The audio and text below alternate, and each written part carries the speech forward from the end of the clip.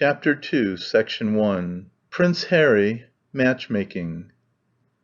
There was another being in the world to whom Varvara Petrovna was as much attached as she was to Stepan Trofimovitch, her only son Nikolay Vsyevolodovitch Stavrogin. It was to undertake his education that Stepan Trofimovitch had been engaged. The boy was at that time 8 years old, and his frivolous father, General Stavrogin, was already living apart from Varvara Petrovna, so that the child grew up entirely in his mother's care. To do Stepan Trofimovitch justice, he knew how to win his pupil's heart. The whole secret of this lay in the fact that he was a child himself. I was not there in those days, and he continually felt the want of a real friend. He did not hesitate to make a friend of this little creature as soon as he had grown a little older. It somehow came to pass quite naturally that there seemed to be no discrepancy of age between them. More than once he awaked his 10 or 11-year-old friend at night simply to pour out his wounded feelings and weep before him, or to tell him some family secret without realizing that this was an outrageous proceeding. They threw themselves into each other's arms and wept. The boy knew that his mother loved him very much, but I doubt whether he cared much for her. She talked little to him and did not often interfere with him, but he was always morbidly conscious of her intent, searching eyes fixed upon him. Yet the mother confided his whole instruction and moral education to Stepan Trofimovitch. At that time her faith in him was unshaken. One can't help believing that the tutor had rather a bad influence on his pupil's nerves. When at 16 he was taken to a lyceum, he was fragile looking and pale, strangely quiet and dreamy. Later on he was distinguished by great physical strength. One must assume, too, that the friends went on weeping at night, throwing themselves in each other's arms, though their tears were not always due to domestic difficulties. Stepan Trofimovitch succeeded in reaching the deepest chords in his pupil's heart, and had aroused in him a first vague sensation of that eternal, sacred yearning which some elect souls can never give up for cheap gratification when once they have tasted and known it. There are some connoisseurs who prize this yearning more than the most complete satisfaction of it, if such were possible.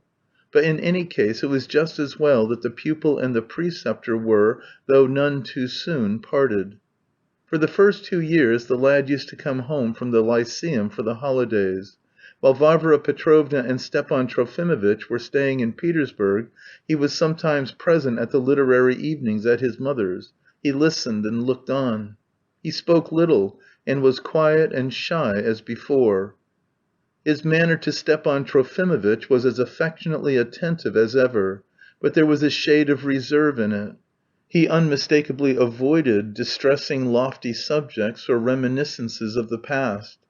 By his mother's wish he entered the army on completing the school course, and soon received a commission in one of the most brilliant regiments of the Horse Guards. He did not come to show himself to his mother in his uniform, and his letters from Petersburg began to be infrequent. Varvara Petrovna sent him money without stint, though after the emancipation the revenue from her estate was so diminished that at first her income was less than half what it had been before. She had, however, a considerable sum laid by through years of economy. She took great interest in her son's success in the highest Petersburg society. Where she had failed, the wealthy young officer with expectations succeeded. He renewed acquaintances which she had hardly dared to dream of, and was welcomed everywhere with pleasure. But very soon rather strange rumours reached Varvara Petrovna. The young man had suddenly taken to riotous living with a sort of frenzy. Not that he gambled or drank too much; there was only talk of savage recklessness, of running over people in the street with his horses, of brutal conduct to a lady of good society with whom he had a liaison, and whom he afterwards publicly insulted. There was a callous nastiness about this affair. It was added, too, that he had developed into a regular bully, insulting people for the mere pleasure of insulting them. Varvara Petrovna was greatly agitated and distressed. Stepan Trofimovitch assured her that this was only the first riotous effervescence of a too richly endowed nature, that the storm would subside, and that this was only like the youth of Prince Harry, who caroused with Falstaff, Poins, and Mrs. Quickly, as described by Shakespeare. This time Varvara Petrovna did not cry out, "Nonsense, nonsense," as she was very apt to do in later years in response to Stepan Trofimovitch. On the contrary, she listened very eagerly, asked him to explain this theory more exactly, took up Shakespeare herself, and with great attention read the Immortal Chronicle.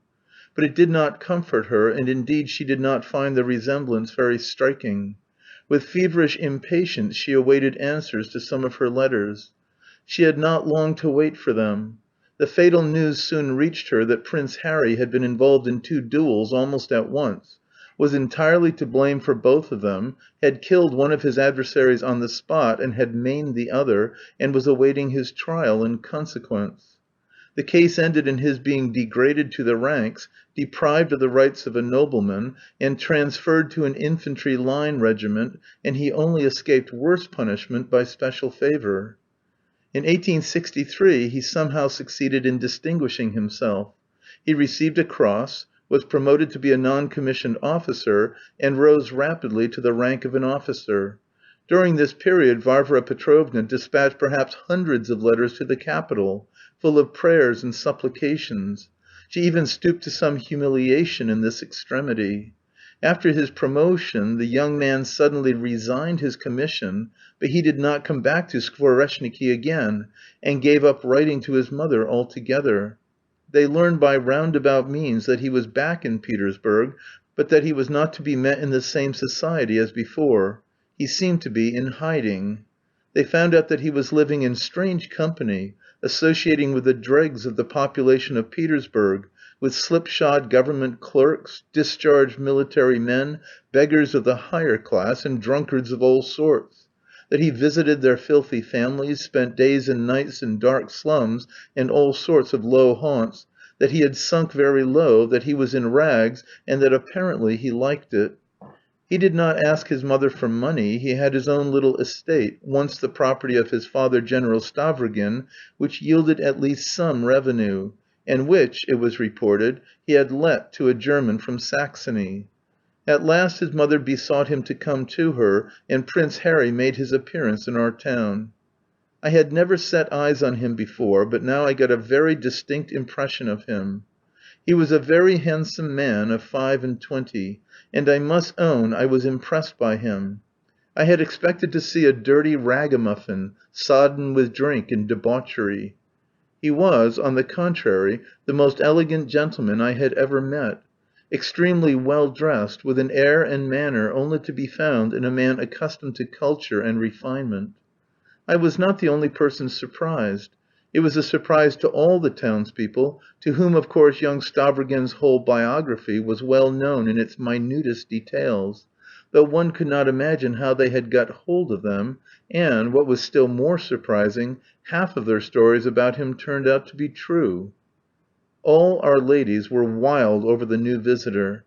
They were sharply divided into 2 parties, one of which adored him, while the other half regarded him with a hatred that was almost bloodthirsty, but both were crazy about him. Some of them were particularly fascinated by the idea that he had perhaps a fateful secret hidden in his soul. Others were positively delighted at the fact that he was a murderer. It appeared, too, that he had had a very good education, and was indeed a man of considerable culture. No great acquirements were needed, of course, to astonish us. But he could judge also of very interesting everyday affairs, and, what was of the utmost value, he judged of them with remarkable good sense. I must mention as a peculiar fact that almost from the first day we all of us thought him a very sensible fellow. He was not very talkative, he was elegant without exaggeration, surprisingly modest, and at the same time bold and self-reliant, as none of us were. Our dandies gazed at him with envy, and were completely eclipsed by him. His face, too, impressed me. His hair was of a peculiarly intense black, his light-coloured eyes were peculiarly light and calm, his complexion was peculiarly soft and white, the red in his cheeks was too bright and clear, his teeth were like pearls, and his lips like coral. One would have thought that he must be a paragon of beauty, yet at the same time there seemed something repellent about him. It was said that his face suggested a mask, So much was said, though, among other things, they talked of his extraordinary physical strength. He was rather tall. Varvara Petrovna looked at him with pride, yet with continual uneasiness. He spent about 6 months among us. Listless, quiet, rather morose, he made his appearance in society, and with unfailing propriety performed all the duties demanded by our provincial etiquette. He was related on his father's side to the governor, and was received by the latter as a near kinsman. But a few months passed, and the wild beast showed his claws. I may observe, by the way, in parenthesis, that Ivan Ossipovitch, our dear mild governor, was rather like an old woman, though he was of good family and highly connected, which explains the fact that he remained so long among us, though he steadily avoided all the duties of his office. From his munificence and hospitality he ought rather to have been a marshal of nobility of the good old days than a governor in such busy times as ours. It was always said in the town that it was not he but Varvara Petrovna who governed the province. Of course this was said sarcastically, however, it was certainly a falsehood, and indeed much wit was wasted on the subject among us. On the contrary, in later years Varvara Petrovna purposely and consciously withdrew from anything like a position of authority, and, in spite of the extraordinary respect in which she was held by the whole province, voluntarily confined her influence within strict limits set up by herself. Instead of these higher responsibilities she suddenly took up the management of her estate, and, within 2 or 3 years, raised the revenue from it almost to what it had yielded in the past. Giving up her former romantic impulses, trips to Petersburg, plans for founding a magazine, and so on, she began to be careful and to save money. She kept even Stepan Trofimovitch at a distance, allowing him to take lodgings in another house, a change for which he had long been worrying her under various pretexts. Little by little Stepan Trofimovitch began to call her a prosaic woman, or, more jestingly, my prosaic friend. I need hardly say he only ventured on such jests in an extremely respectable form, and on rare and carefully chosen occasions. All of us in her intimate circle felt, Stepan Trofimovitch more acutely than any of us, that her son had come to her almost, as it were, as a new hope, and even as a sort of new aspiration. Her passion for her son dated from the time of his successes in Petersburg society, and grew more intense from the moment that he was degraded in the army. Yet she was evidently afraid of him, and seemed like a slave in his presence. It could be seen that she was afraid of something vague and mysterious which she could not have put into words, and she often stole searching glances at Nicolas, scrutinizing him reflectively, and behold, the wild beast suddenly showed his claws. End of chapter 2, section 1.